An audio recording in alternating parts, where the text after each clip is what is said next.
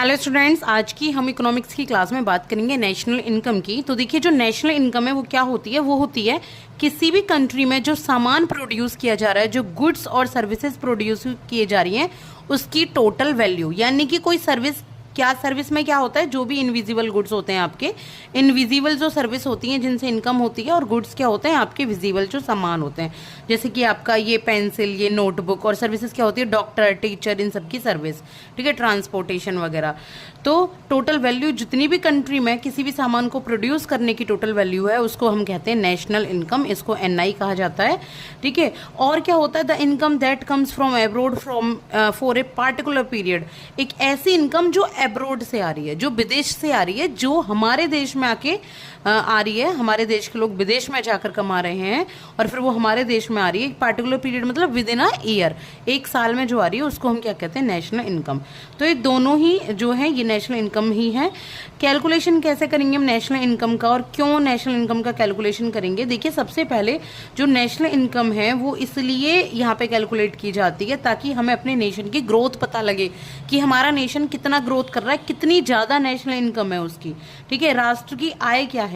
फिर दूसरा है कंपैरिजंस अमंग डिफरेंट कंट्रीज। दूसरी कंट्रीज के साथ तो कंपैरिजन कर पाएंगे, तभी तो पता लगेगा कि हमारे कंट्री की जीडीपी ग्रोथ कितनी है, हमारी कंट्री डेवलप्ड हो रही है या डेवलपिंग हो रही है, ठीक है। Provides data for national level economic planning.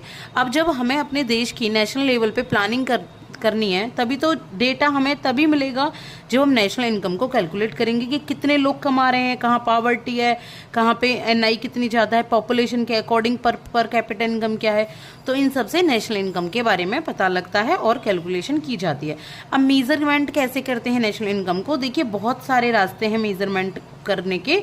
इसमें पहले तो ना ये कुछ टर्म्स दी गई हैं जो नेशनल इनकम के लिए इंपॉर्टेंट होती हैं। सबसे पहले है जीडीपी। इसका मतलब होता है ग्रॉस डोमेस्टिक प्रोडक्ट। एनडीपी का मतलब होता है नेट डोमेस्टिक प्रोडक्ट। मैंने पिछली क्लासेस में आपको बता रखा है कि आप ग्रॉस से नेट पे कैसे आएंगे, नेट से ग्रॉस पे कैसे जाएंगे।